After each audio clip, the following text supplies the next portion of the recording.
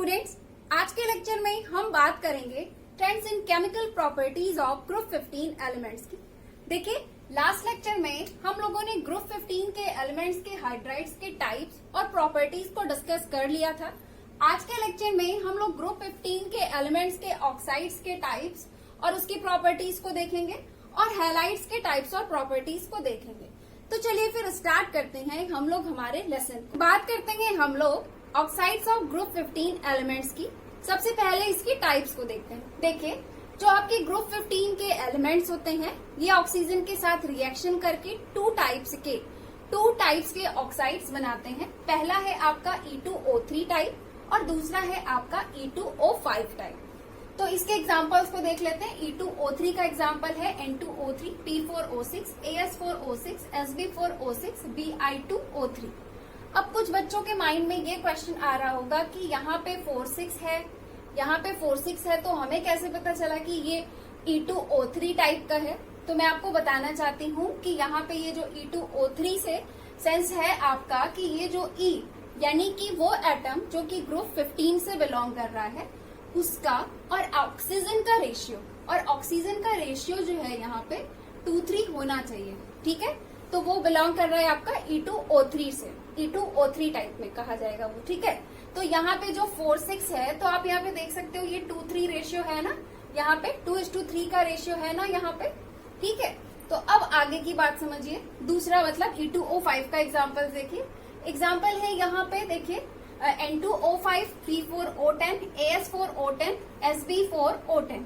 अब यहाँ पे भी आप सोच रहे होंगे कि 410 कैसे, तो फिर सेम वही चीज कि यहाँ पे 2:5 का रेशियो होना चाहिए, यानी 2:5 का रेशियो होना चाहिए। यहाँ पे आप देख सकते हो 2:5 का रेशियो है ना, यहाँ पे इसी तरह से, यहाँ पे इसी तरह से, यहाँ पे। चलिए, ये तो सिंपल सी चीज है ना।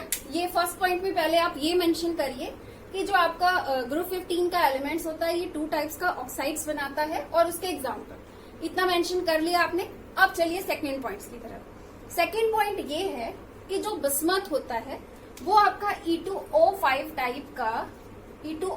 टाइप का ये ऑक्साइड नहीं बना पाता है।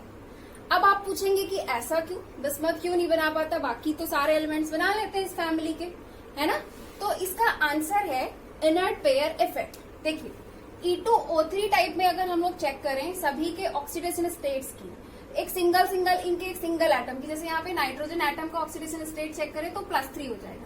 फास्फोरस एटम की बात करें तो +3 हो जाएगा। इसी तरह से सभी में क्या होगा, आप ऑक्सीडेशन स्टेट निकालेंगे तो +3 आता है E2O3 टाइप में।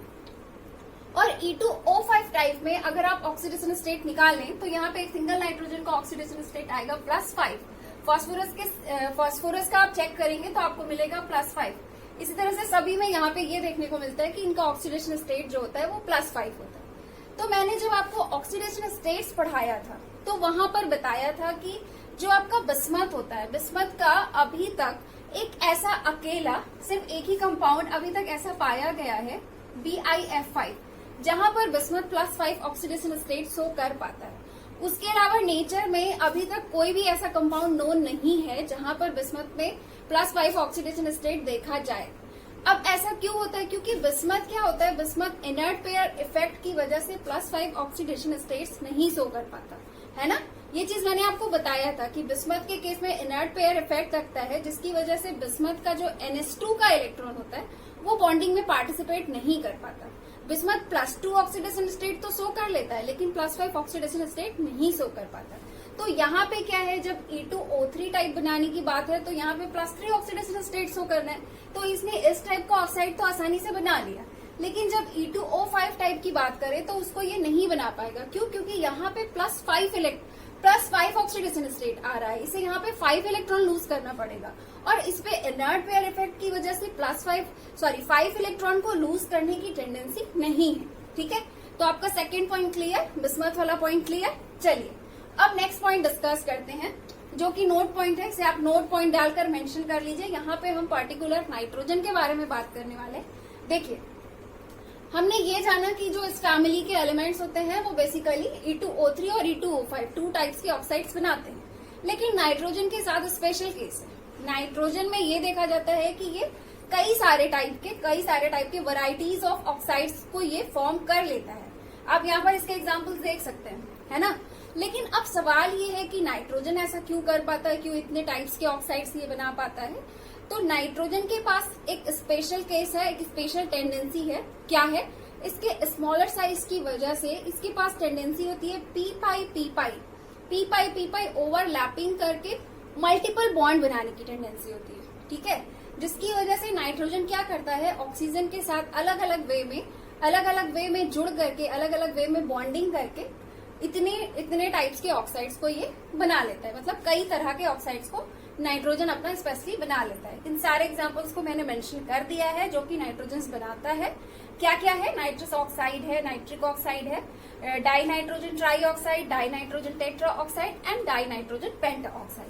ओके, तो देखिए यहाँ पे जो ऑक्साइड्स का टाइप्स है, ये वाला हिस्सा आपका क्लियर हो गया है। अब हम लोग बात करते हैं ऑक्साइड्स के प्रॉपर्टीज। ग्रुप 15 के एलिमेंट्स के ऑक्साइड्स के यदि हम प्रॉपर्टीज की बात करें तो इसकी सिर्फ एक ही प्रॉपर्टी है जो आपके सिलेबस में है, वो है एसिडिटी। तो यहाँ पर हम लोग एसिडिटी से रिलेटेड 3 पॉइंट्स को क्लियर करने वाले हैं। तो चलिए एक एक करके सबको क्लियर करते हैं। पहले E2O3 टाइप को समझते हैं।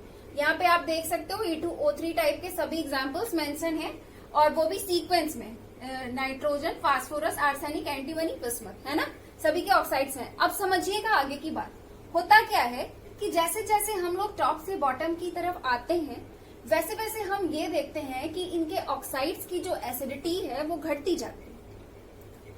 अब सवाल ये है कि जब टॉप से बॉटम हम आते हैं तो एसिडिटी घटती क्यों है? तो इसका रीजन है इसका साइज और मेटालिक कैरेक्टर।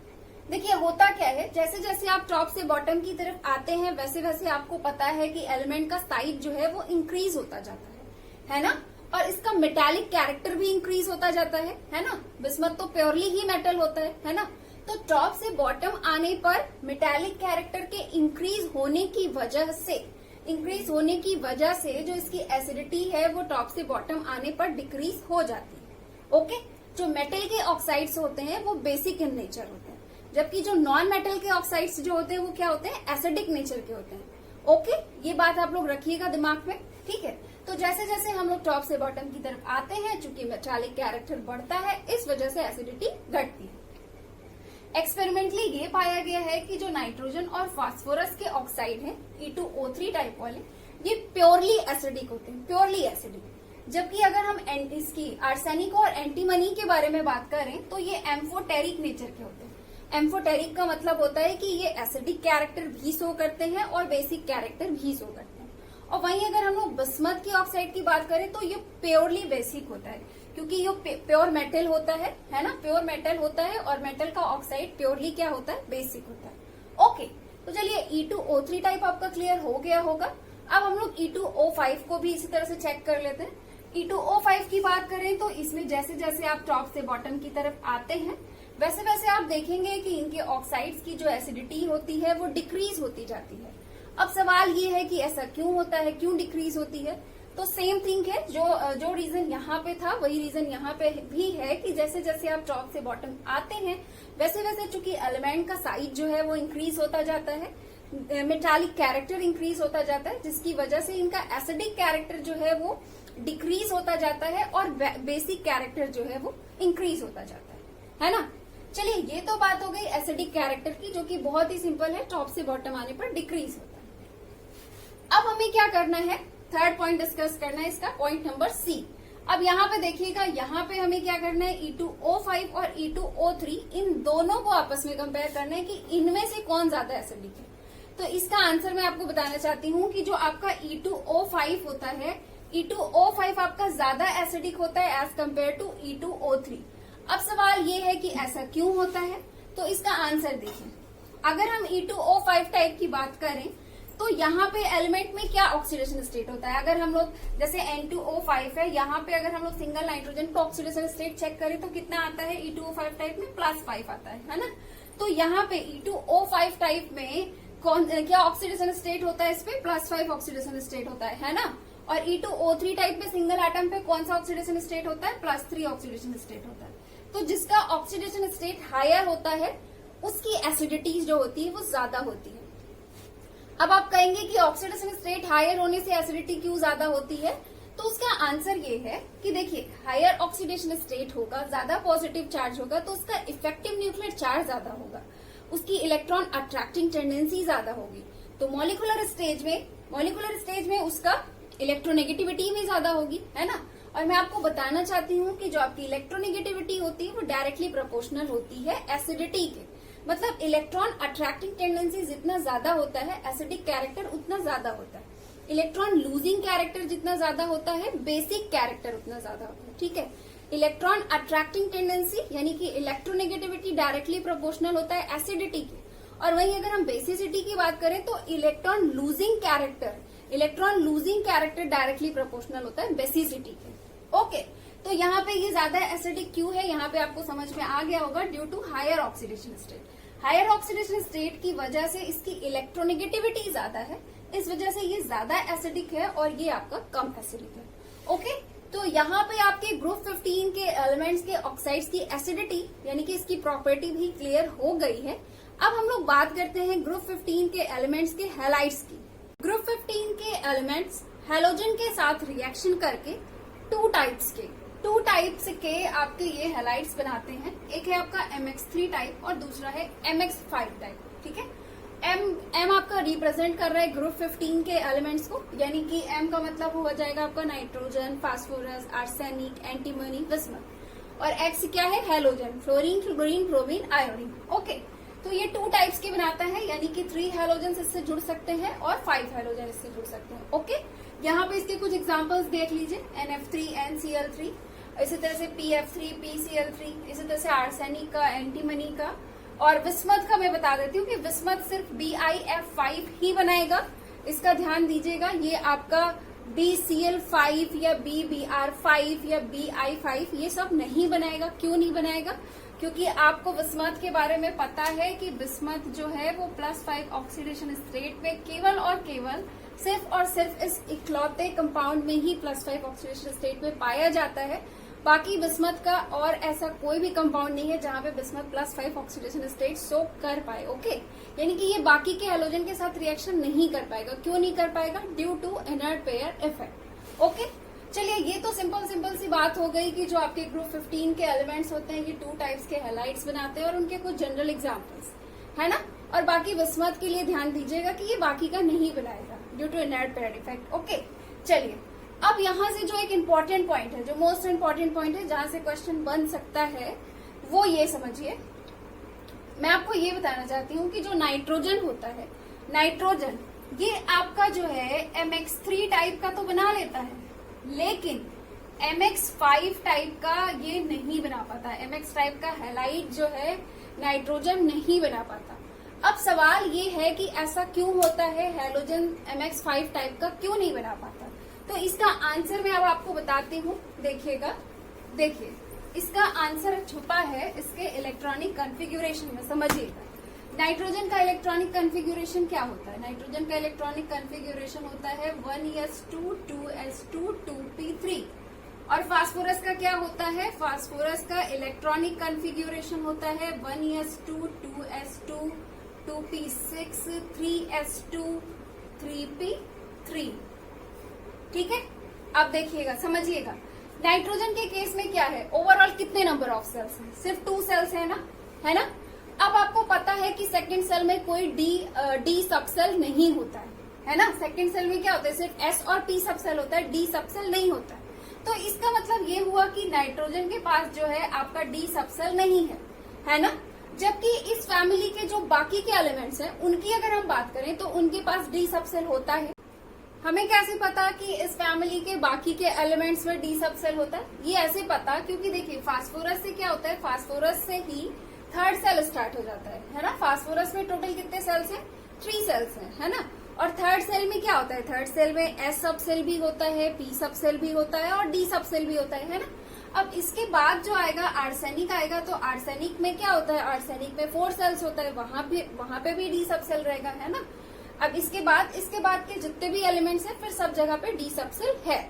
अब देखिएगा, पहले मैं आपको फास्फोरस का बताती हूँ एग्जांपल, जिससे आपका नाइट्रोजन का भी क्लियर हो जाएगा कि नाइट्रोजन क्यों पेंटा हैलाइड नहीं बना पाता। इस चीज को देखिएगा। देखिए जैसे हम फास्फोरस की बात करें, यहाँ पे आप देख रहे हो इसके पास क्या है, 3d0 है ना। यहाँ पे क्या होता है देखिए 3s2 3p3 है। अब इसके बाद यहाँ पे क्या है कि इसके पास 3d0 भी मौजूद है, 3d0 मौजूद है, देखिएगा 3d0 मौजूद है। तो होता क्या है कि ये यहाँ का जो जैसे ही हैलोजन, जैसे ही फास्फोरस के सराउंडिंग हैलोजन्स आते हैं, जैसे ही फास्फोरस के सराउंडिंग हैलोजन्स आते हैं, तो होता क्या है कि इसके जो इलेक्ट्रॉन है वो एक्साइटेड स्टेट में चले जाते हैं, एक्साइटेड हो जाते हैं। तो एक्साइटेड होके कहाँ चले जाते हैं, एक्साइटेड होके जो आपका ये वाला इलेक्ट्रॉन है एक्साइटेड स्टेट में ये पहुंच जाता है यहाँ पे 3d पे। तो इससे हुआ क्या, इससे 5 इलेक्ट्रॉन एक्सपैंड कर गए, है ना। तो अब जब यहाँ पे ये जो 5 हैलोजन आएंगे, अब यहाँ पे मान लीजिए Cl आ रहा है, 5 Cl जो यहाँ पर आएंगे वो क्या होगा, वो क्या करेगा, इससे कैसे जुड़ेगा, वो पता है क्या करेगा, वो अपना एक Cl एक इलेक्ट्रॉन की शेयरिंग यहाँ करेगा, एक इलेक्ट्रॉन की शेयरिंग इससे करेगा, एक इलेक्ट्रॉन की शेयरिंग इससे करेगा, और इस तरह से क्या करता है, इस तरह से जो फास्फोरस से पेंटाहेलाइड आसानी से जुड़ जाता है। बिकॉज इसके पास क्या है, इसके पास यहाँ पे डी सबसेल होने की वजह से ये जो S का एक इलेक्ट्रॉन होता है वो एक्साइटेड स्टेट में पहुंच जाता है D में। तो D में पहुंच जाता है तो 5 इलेक्ट्रॉन एक्सपैंड कर जाता है, इसके पास 5 अनपेयर्ड इलेक्ट्रॉन की अवेलेबिलिटी हो जाती है। तो इसी 5 इलेक्ट्रॉन को ये क्या करता है, हैलोजन के साथ शेयर कर करके अपना बॉन्ड बना लेता है, ठीक है, बॉन्ड बना लेता है इसकी वजह से। अब देखिए 5 अनपेयर्ड इलेक्ट्रॉन है इसके पास, इस वजह से ये 5 बॉन्ड बना पाता है, यानी कि MX5 बना पाता है। इस फैमिली के बाकी के जो एलिमेंट्स है फास्फोरस के नीचे जो है, जैसे आर्सेनिक है, एंटीमनी है, तो उसमें भी यही चीज है, क्योंकि डी सबसेल है वहां पे, तो ये क्या, वो सब भी क्या करेंगे, 5 इलेक्ट्रॉन को एक्सपैंड करके आसानी से 5 हैलोजन के साथ इलेक्ट्रॉन की शेयरिंग करके MX5 टाइप का कंपाउंड बना लेंगे, MX टाइप का हैलाइड अपना बना लेंगे। लेकिन नाइट्रोजन के साथ क्या है, नाइट्रोजन के पास सिर्फ दो ही सेल है, सिर्फ 2 ही सेल है, और आपको पता है कि सेकेंड सेल में डी सबसेल नहीं होता। अब इसके पास डी सबसेल नहीं है तो इसका तो S का इलेक्ट्रॉन एक्सपैंड नहीं हो पाएगा। अब जब इसका S का इलेक्ट्रॉन नहीं एक्सपैंड हो पाएगा, सॉरी यहाँ पे 2p3 है, ठीक है, तो इसका जो S का इलेक्ट्रॉन है वो नहीं एक्सपैंड कर पाएगा, तो क्या होगा, इसके पास 5 अनपेयर्ड इलेक्ट्रॉन नहीं रह पाएंगे, है ना। इसके पास कितने अनपेयर्ड इलेक्ट्रॉन है, इसके पास क्या है, 2s2 2p3 है ना, 2s2 2p3 है, देखिएगा, देखिए इसके पास क्या है, 2s2 2p3 है। अब D तो है नहीं कि ये वाला इलेक्ट्रॉन एक्सपैंड करे, 5 अनपेयर्ड इलेक्ट्रॉन अवेलेबल हो, है ना। तो इसके पास सिर्फ 3 अनपेयर्ड इलेक्ट्रॉन है, जिसकी वजह से ये सिर्फ 3 हैलोजन के साथ ही बॉन्डिंग कर पाता है, जिसकी वजह से नाइट्रोजन सिर्फ NX3 टाइप का बना पाता है, जबकि बाकी के जो एलिमेंट्स हैं वो NX3 टाइप का भी बना लेते हैं और NX5 टाइप का भी बना लेते हैं। तो बात समझ में आ गई होगी कि जो नाइट्रोजन है वो क्यों नहीं बना पा रहा है NX5, क्योंकि इसके पास डी सबसेल नहीं है। डी सबसेल नहीं है तो ये अपना इलेक्ट्रॉन S का इलेक्ट्रॉन एक्सपैंड नहीं कर पाएगा। ओके, तो देखिए यहाँ पे हमारा जो ग्रुप 15 एलिमेंट्स का हैलाइड है ये भी कंप्लीट हो गया है। अब हम लोग मिलेंगे नेक्स्ट लेक्चर में एक नए टॉपिक के साथ, तो फिर मिलते हैं नेक्स्ट लेक्चर में। Have a nice day, thank you so much.